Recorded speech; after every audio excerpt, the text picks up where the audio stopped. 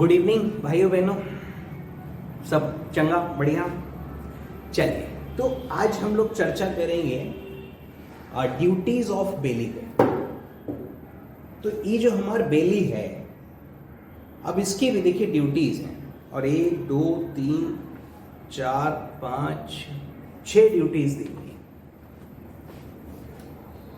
Duties of belly, ठीक है भैया। तो देखो भैया, 6 duties, 6 points.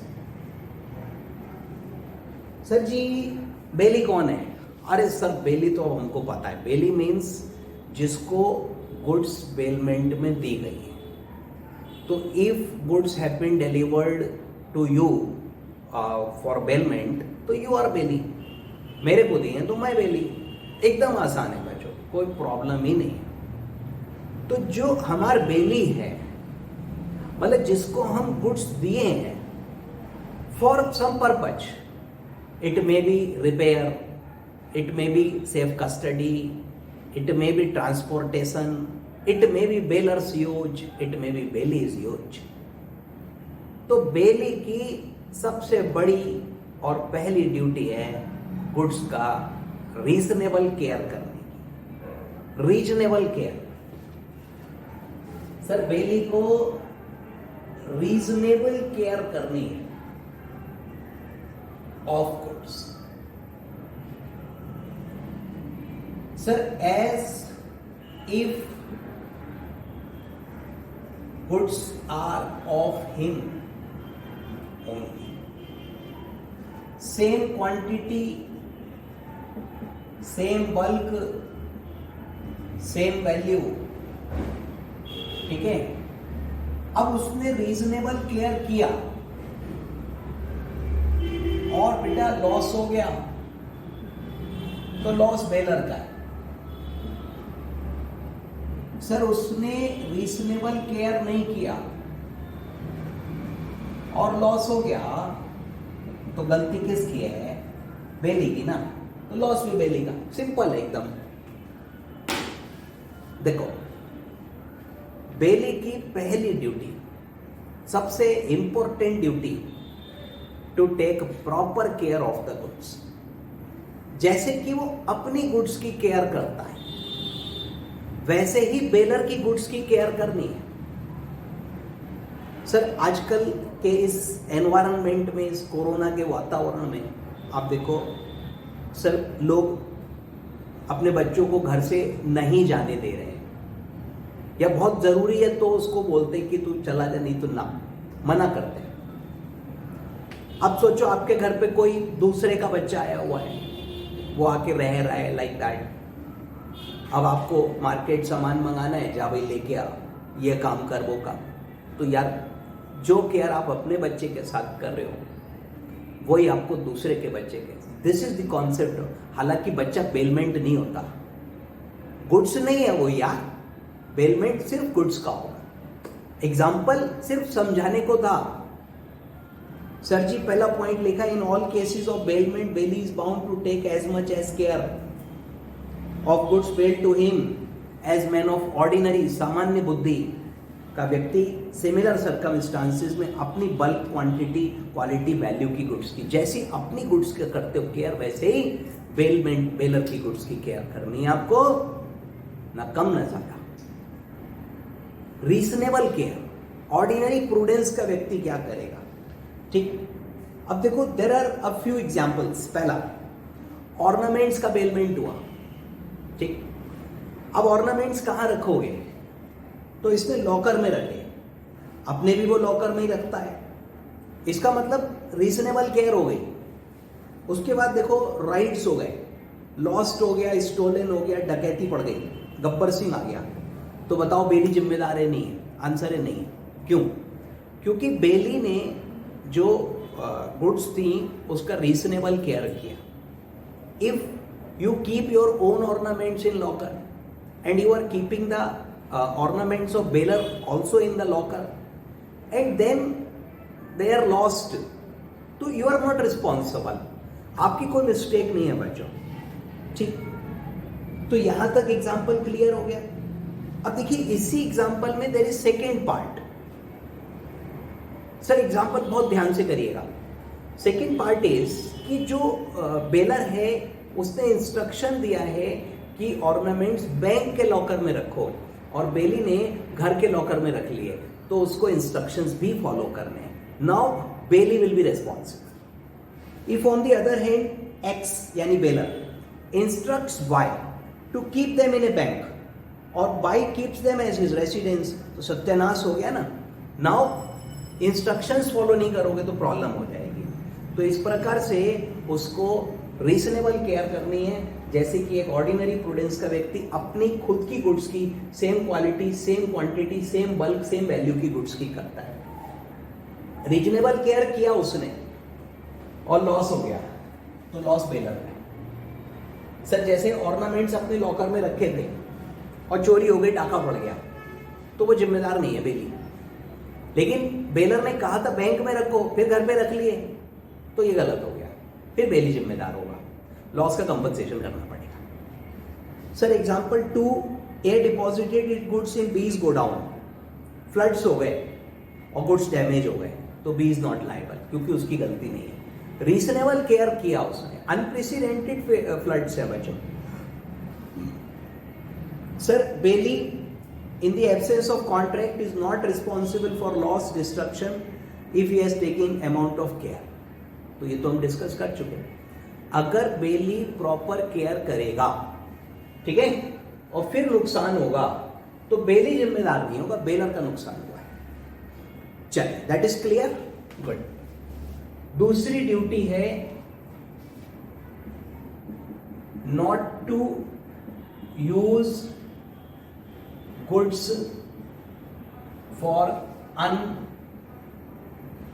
unauthorized purpose। Sir इसमें एक एग्जाम्पल रह गया, बुक में नहीं है। एग्जाम्पल बड़ा पुराना था, पुरानी किताब में दिया हुआ था कि एक व्यक्ति जो है वो एक बार्बर की शॉप में गया, इसमें और उसके कोट में एक ब्रोच लगा हुआ था जो कि गोल्ड का था। उसने अपना हेयर कट वगैरह कराया, फिर वो चला गया, वो ब्रोच वहीं रह गया। Thereafter the shop owner found that brooch. This is bailment, finder of lost goods bailment होता है और बेली की जिम्मेदारी लगती है। और उसने वो ब्रोच अपनी ड्रॉर में रख दिया, टेबल में ड्रॉर होती है, और बाद में वो चोरी हो गया। तो इस केस में द बार्बर इज रेस्पॉन्सिबल क्योंकि उसने रीजनेबल केयर नहीं करी।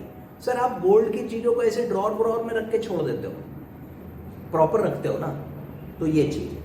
एनीवे, तो प्रॉपर केयर करनी है। Now second is unauthorised use नहीं करना है, हिंदी में मिसयूज नहीं करना है। तो बेटा अगर वो उसको गलत यूज करेगा, इनकंसिस्टेंट, तो बेली लायबिल हो जाएगा। If Bailey misuses the goods, यानी कि not as per contract, contract के मुताबिक ही यूज करना है, तो ही is liable for losses, destruction, damage, जो भी नुकसान होगा बेली भरेगा। क्यों भरेगा? क्योंकि बेटे उसने उसको प्रॉपर यूज नहीं किया, मिसयूज करा। तो यो नहीं करना था ना भाई। देखो जी, एक तो एग्जांपल दिए। पहला, ए ने हॉर्स राइडिंग के लिए बी को दिया। सर कॉन्ट्रैक्ट एक्ट में घोड़ा इन्हें बड़ा पसंद है और ए लैंड से घोड़ा horse to B for own riding of B, मतलब बी चलाएगा बस। और चाचा देखो बी ने सी को दे दिया, सी उसका मित्र है, फैमिली मेंबर है, पिताजी है, भाई है। सी ने बहुत ध्यान से घोड़ा चलाया लेकिन घोड़ा मर गया। क्या यार, बताओ क्या होगा? सर बेली इज रिस्पॉन्सिबल क्योंकि बेली के ओन यूज के लिए था, तुमने सी को दिया क्यों? भले ही सी ने कैसे चलाया हो, you are responsible. Sir as per instructions ही काम करना है। दूसरा एग्जाम्पल तो उसका भी कर रहा है, उससे पिताजी है ये। A hires a horse in Kolkata to march to Varanasi.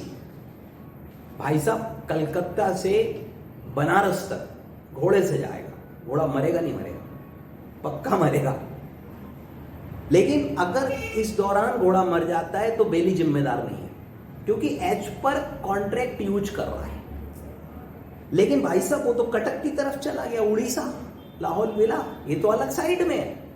गलत काम हो गया sir, as per contract use नहीं हुआ, घोड़ा मर गया।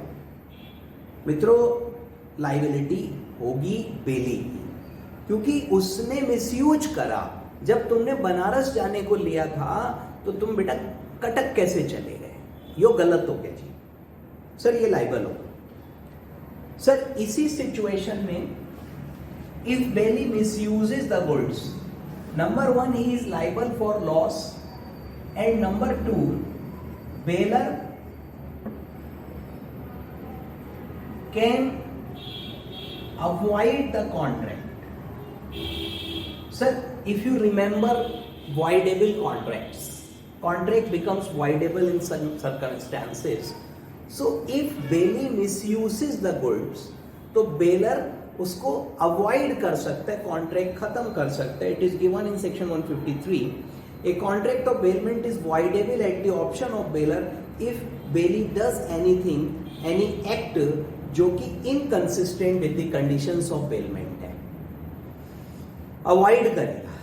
सर वो कटक जा रहा है, घोड़ा लेके जाना था बनारस, तो वो रास्ते में रोक लेगा, रोक सकता है और उससे कहेगा उतरो, घोड़ा वापस, वॉइड कर दिया कॉन्ट्रैक्ट। ठीक है सर, फिर घोड़े का एग्जांपल है, A lets to B for hire a horse for own riding, और बी ने क्या करा, उसको हॉर्स कार्ट में लगा दिया, घोड़ा गाड़ी में लगा दिया।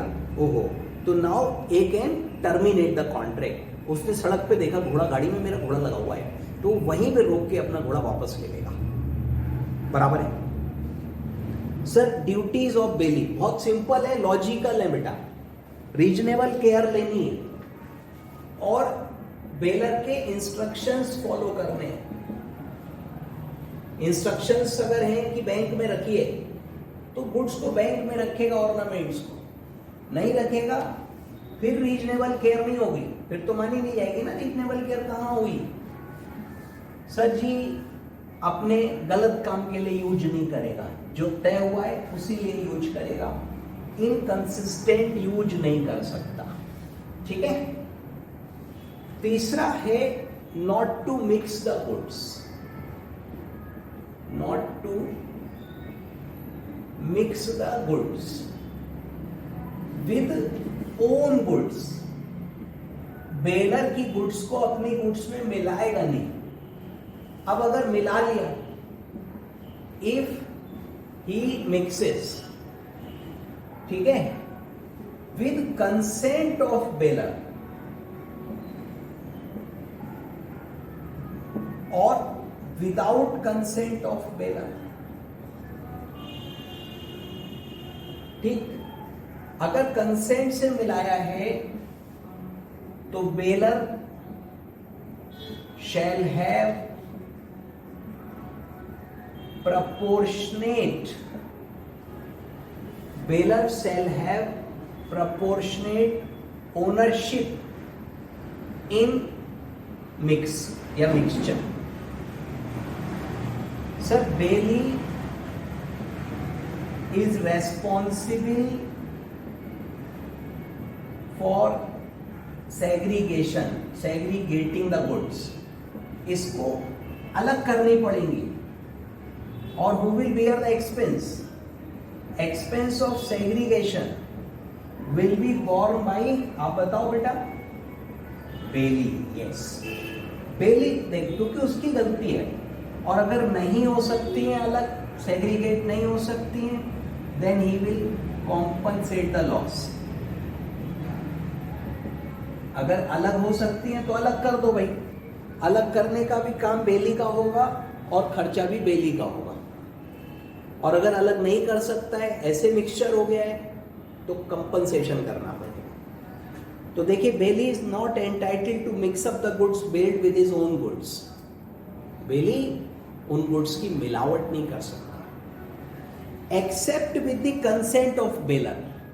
हाँ, यदि बेलर सहमति दे दे तो फिर संभव है, किया जा सकता है।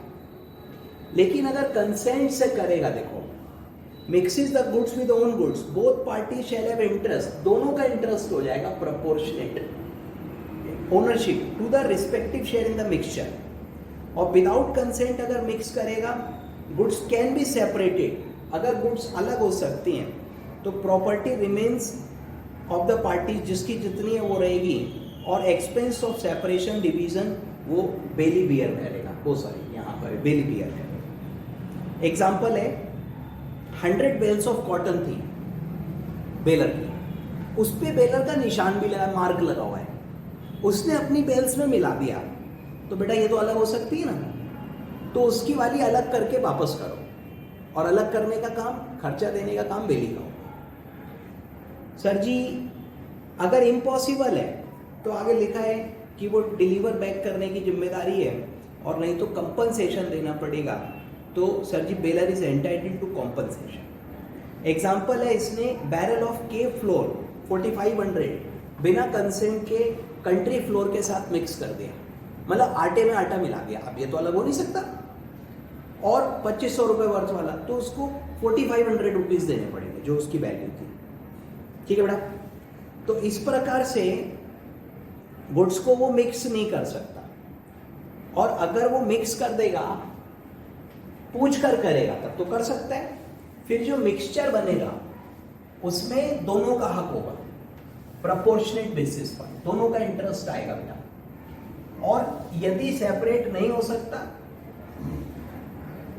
सॉरी, अगर बिना उसके करेगा कंसेंट के, तो सेपरेट करके वापस करेगा, खर्चा ही बियर करेगा। नहीं सेपरेट हो सकता, कंपनसेशन करेगा। नेक्स्ट सर, बेली की अगली ड्यूटी है point number 4, to return the goods.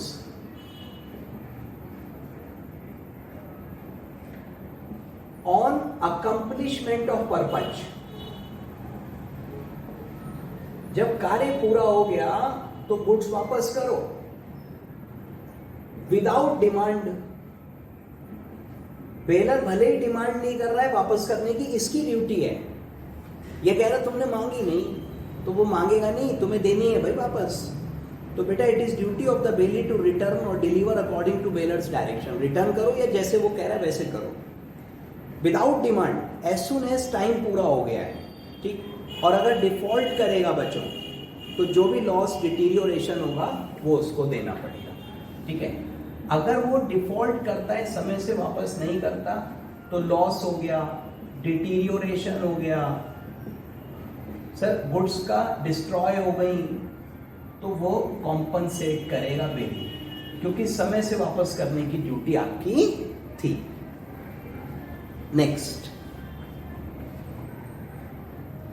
Sir ji example है, बुक्स दिए थे, उसने कहा रीजनेबल टाइम में वापस कर देगा। फिर एक्स ने रिटर्न के लिए कहा, लेकिन उसने नहीं करा। बेटे subsequently books were burnt in an accidental fire. तो अब क्योंकि समय पे रिटर्न नहीं हुई, तो goods are at the responsibility, at the risk of bailee. Bailee को नुकसान पूरा करना पड़ेगा। ठीक सर, 5th पॉइंट है, return the accretion of goods to bailor. तो वो उसको जो एक्रीशन होगा वो वापस करेगा। सर सपोज जैसे ए ने बी को एक काउ दी बेलमेंट में, गाय, और cow gives birth to a calf. Sir एक का तो काफ होगा, तो सर गाय का बच्चा, और जो भी कहते काफ कहते उसको, आई थिंक। अभी क्या है, बी ने रिटर्न कर दी काउ, ले जाओ, ये लो काउ, अपनी ले जाओ। वो कह रहा है ये भी दो, तो ये भी देना पड़ेगा, एक्रीशन भी वापस करना है आपको। बेटा In the absence of contract to contrary, bailey is bound to deliver the bailor according to a direction and increase or profit. Sir, calf bound to deliver the calf as well. ठीक, तो काफ भी वापस करेगा, काव भी वापस करेगा. बढ़िया है सर. सब्जेक्ट टू एग्रीमेंट तो देखो पूरा कॉन्ट्रैक्ट एक्ट है बेटा, पूरा कॉन्ट्रैक्ट एक्ट. 6th पॉइंट ऊपर चार्ट में नहीं दिया हुआ था, बट बड़ा मजेदार पॉइंट है. Not to set up adverse title.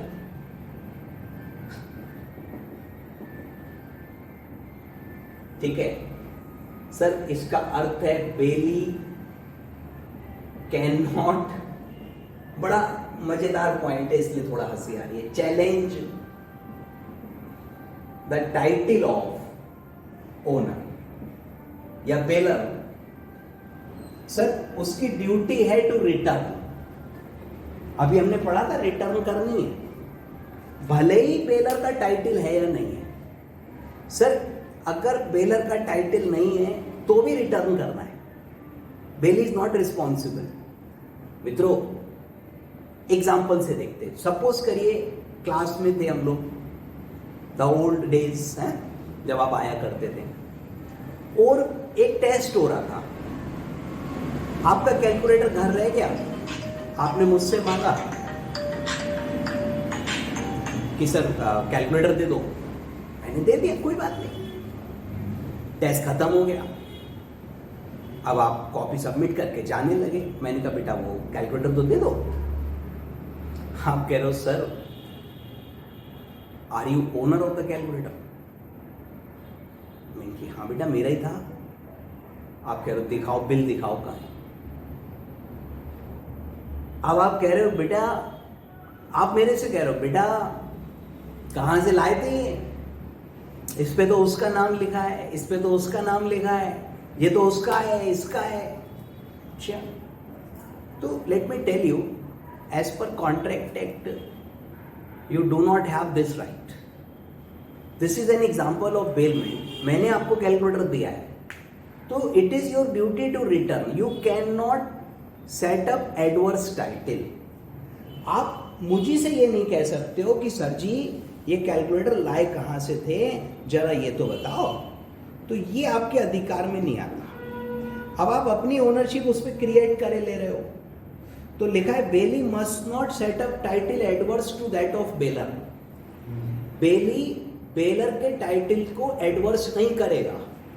He must hold the goods on behalf of bailor, और he can not deny the title of bailor. You got the goods from me, return my goods to me. Sir, मैं चोरी करके लाया, डाका डाल के लाया, you can not set up an adverse title against me. That is the law, right. तो ये हैं हमारे बेली की ड्यूटीज.